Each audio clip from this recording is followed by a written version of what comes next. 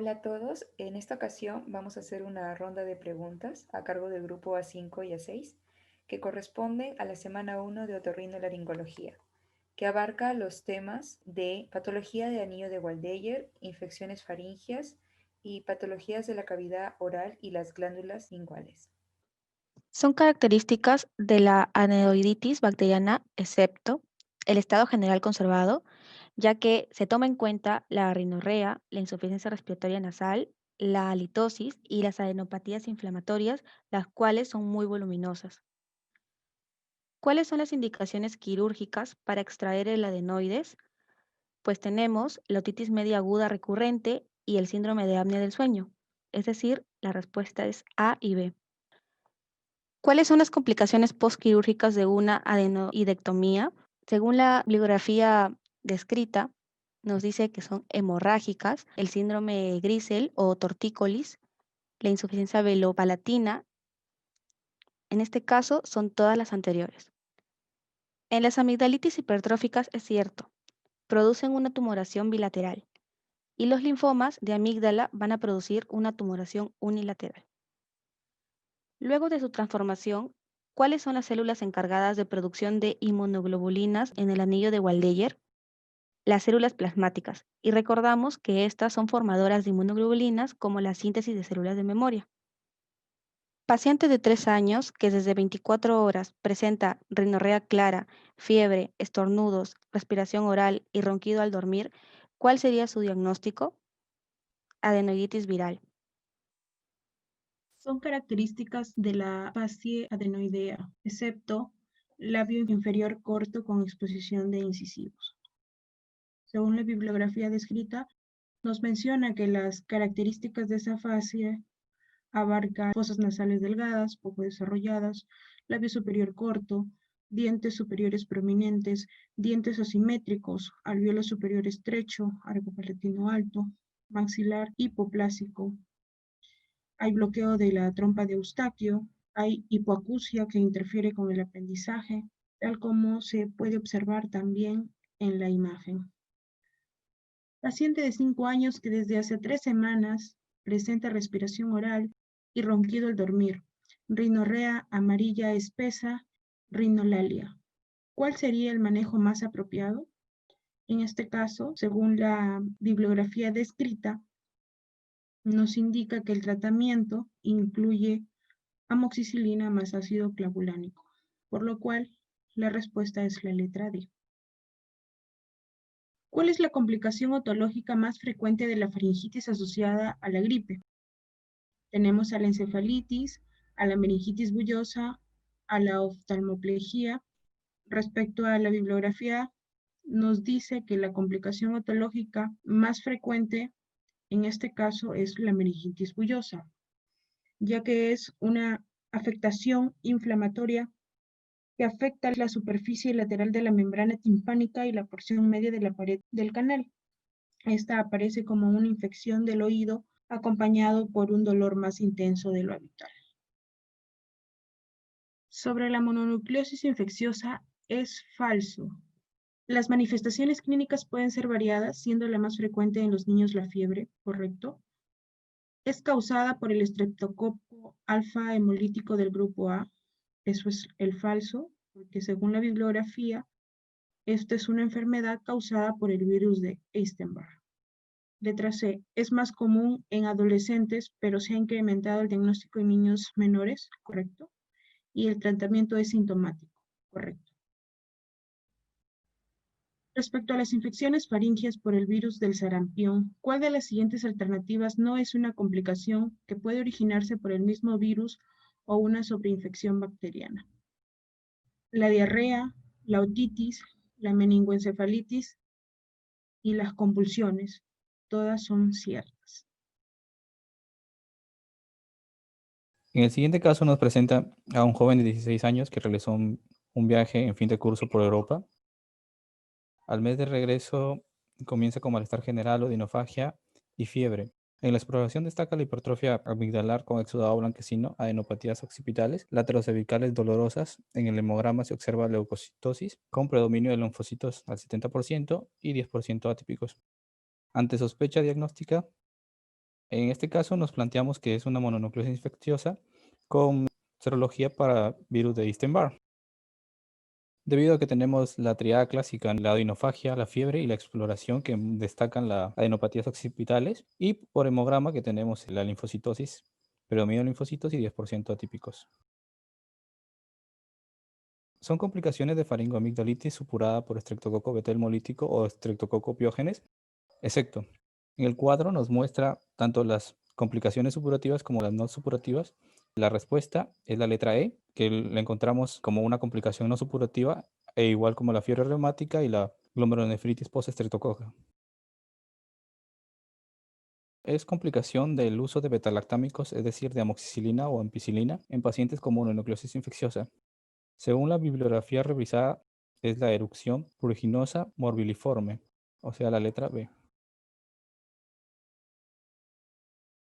Bien, el tratamiento de elección de faringoamigdalitis aguda estreptocócica en el caso de que el paciente sea mal cumplidor de vía oral o presente vómitos. La respuesta es la letra A, penicilina G benzatina. En el cuadro de la derecha podemos observar en la parte inferior, donde nos muestra como primera opción en el paciente no cumpla o tenga reacciones adversas, en la vía oral, que la penicilina G benzatínica a dosis única intramuscular, ya sea 600.000 unidades o 1.200.000 unidades, es el tratamiento de elección.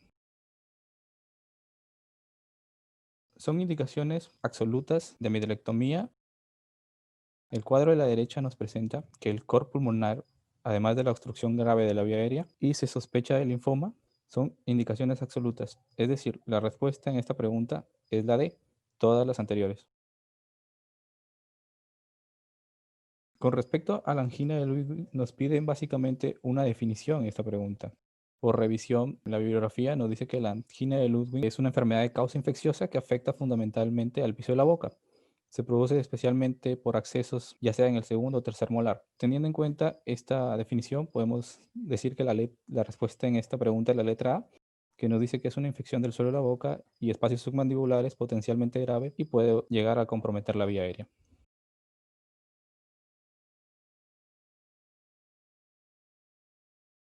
En la siguiente pregunta nos piden cuál de las siguientes afirmaciones es falsa. Respuesta, la letra C. La hepargina está causada por el virus de herpes simple, provocando vesículas en el paladar blando y amígdalas. Bueno, la hepargina ya sabemos que causa lesiones tanto ulcerativas como vesiculares, pero a nivel de la orofaringe posterior. Se nos presenta un paciente varón de 22 años que en una pelea sufre una fractura mandibular que se maneja inicialmente de forma conservadora y conforme pasan los días el dolor se incrementa y se percibe un aumento de volumen cervical rápidamente progresivo en zona submandibular con alza térmica y disfagia. De las siguientes opciones, el tratamiento antibiótico empírico que debe iniciarse sería: en este caso se elegiría a la penicilina G endovenosa más metronidazol. Más que todo, como mayor parte de las infecciones que se pueden generar producto de este traumatismo que ha sido mal manejado, son generalmente polimicrobianas. Entonces se recomienda el uso de altas dosis de la penicilina con metronidazol o clindamicina para poder cubrir anaerobios. En este caso no se recomendaría el uso de gentamicina porque no están involucrados inicialmente gérmenes gram negativos. Se nos presenta a una paciente de 2 años que es llevado a consulta por lesiones ulcerativas en boca. 2 días de evolución aparece con una temperatura de 39 grados centígrados, presenta cialorrea. En labios hay lesiones vesiculares en paladar, encías y lengua sobre una base eritematosa y discreto edema con adenopatías palpables cervicales múltiples. ¿Cuál sería el diagnóstico etiológico causal? En este caso la respuesta sería el herpes tipo 1, puesto que es el responsable de la gran mayoría de los casos de herpes oral, en este caso perteneciente a la familia de los herpes virus, que son virus de ADN con características tanto morfológicas y biológicas, que le van a permitir incorporar su material genético a células específicas y replicarse en el interior. Paciente varón de 28 años, portador de VIH, que presenta en comisura bucal derecha fisurada con placa blanquecina no dolorosa, de meses de evolución que no se desprende con el bajalenguas. Se realiza una biopsia informando infección por cándida. La forma clínica de presentación corresponde a En este caso, la respuesta es la D, hiperplásica. Según la revisión de la bibliografía, esta candidiasis hiperplástica crónica o leucoplasia se describe como una presencia de placas blancas que no se desprenden con el raspado, persistentes en el tiempo y que se localizan por orden de frecuencia en mucosas yugales, más que todo en la zona retrocomisural, lengua, labios y paladar. También son lesiones bilaterales, retrocomisurales, con forma triangular de base anterior y vértice posterior. En este caso se distinguen dos formas, la homogénea, que es como una placa blanca, uniforme, adherente y asintomática, y una forma nodular, dolorosa, caracterizada por la presencia de nódulos múltiples blanquecinos en una mucosa eritematosa. Se presenta un niño en edad preescolar que presenta febrícula y rechazo al alimento. Le aparecen vesículas dispersas en labios, cavidad oral, dorso de manos, pies y nalgas. Fue manejado con sintomáticos con evolución favorable en 5 a 7 días. ¿Cuál sería el agente etiológico causal? En este caso se le asocia a una enfermedad de mano, pie y boca. Y este se relaciona con el Coxsackie como su etiología del grupo A16, en la que se describen las vesículas que rápidamente se ulceran y sin dejar cicatriz en toda la cavidad oral, y como manifestación cutánea son vesículas grisáceas en el dorso de las manos y los pies y nalgas. La patología propia del piso de la boca, que ocurre por obliteración de los conductos excretores salivales de consistencia blanda y forma redondeada de contenido líquido y de manejo quirúrgico. En este caso se habla acerca de la ránula, como se puede observar en la imagen del lado, que tiene estas características. Nos presentan la pregunta de un paciente que acude a la consulta de un centro de salud. Es un chico de 17 años que refiere fiebre de 39 grados, de 48 horas de evolución, con dolor de garganta. El médico de la familia consulta la historia del paciente, donde no consta ninguna enfermedad previa. No refiere tos, y la exploración realizada por su médico de familia revela la presencia de exudado amigdalar blanquecino bilateral y adenopatías cervicales anteriores aumentadas de tamaño y dolorosas a la palpación. De acuerdo a esto, ¿cuál sería el tratamiento de elección de este paciente? A primera instancia, podemos pensar en un cuadro de mononucleosis versus amigdalitis estreptocócica, pero tenemos que tener en cuenta el dato clave que no hay tos en el paciente. Por lo tanto, deberíamos revisar un poco más la literatura y en este caso hemos encontrado que la pregunta se refiere a una amigdalitis estreptocócica porque la describe con una duración de 48 horas, lo que sería un argumento más para pensar en una amigdalitis estreptocócica. Además de que cuenta con los criterios para una amigdalitis por Streptococcus pyogenes, por ejemplo, que son la fiebre de más de 38,5, adenopatías laterocervicales dolorosas y exudado amigdalar con ausencia de tos, por lo que nos indica un tratamiento antibiótico que de primera instancia sería la penicilina o amoxicilina.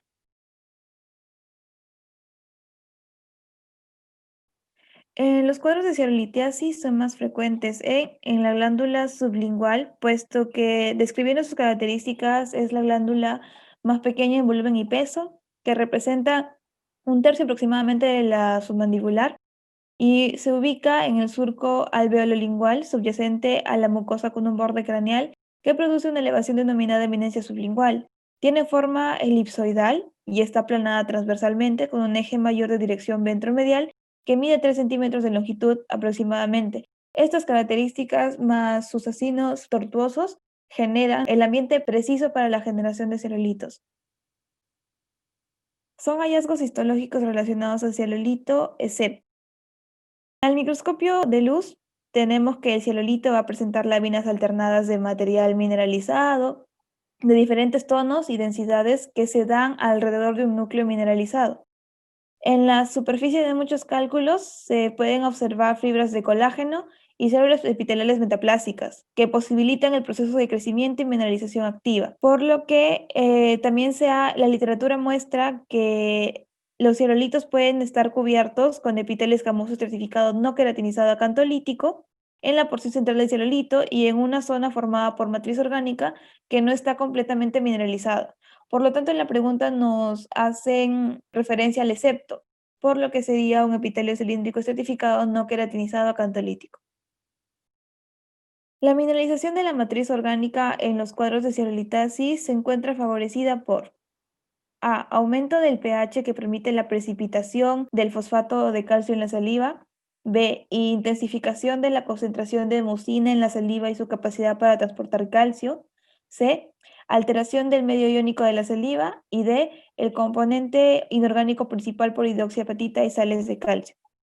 Sabemos que la literatura nos muestra que sí existe un aumento del pH que permite la precipitación del fosfato, se intensifica la concentración de mucina y su capacidad para transportar el calcio, y también hay una alteración del medio iónico de la saliva. Y los cerealitos están compuestos principalmente por carbonato apatito y no es la hidroxiapatita su componente principal como lo dice la pregunta, por lo tanto esta correspondería al excepto. Nos presentan un caso de una mujer de 27 años que tras la comida va a presentar dolor intenso en la región submaxilar izquierda, con dolor a la palpación en dicha región cervical y no tiene fiebre. En la exploración se observa que en el suelo de la boca, junto al frenillo lingual, hay una lesión indurada de color blanco, por lo que nos hacen referencia a la afirmación cierta. Entre las alternativas nos presenta un tumor submaxilar con extensión al suelo de la boca, una angina de Ludwig, o el tratamiento se basa en antibióticos cialogogos, espasmolíticos, beber abundante líquido y se puede realizar una extracción de la vía endobucal del cálculo. O también es más frecuente que esta patología se localice en la parótida o que se relacione con síndrome de Sjögren. El cuadro clínico que se presenta puede manejarse ya sea con procedimientos no quirúrgicos, como procedimientos conservadores, mediante la infusión de espasmolíticos, penicilina o suero fisiológico en el interior del conducto. Se afirma que esta aplicación tópica va a ser más efectiva porque no ha mostrado mucha recidiva del proceso que la administración de tipo sistémico. Este tratamiento se presenta como ventaja la actuación de distintos niveles, porque dilata el conducto, libera los cerolitos adheridos y enjuaga la albúmina coagulada que obstruye el conducto. Por lo tanto, la afirmación correcta es la C, dando un tratamiento que se basa en antibiótico terapia, cialogogos y abundantes líquidos en la vía endobucal del cálculo.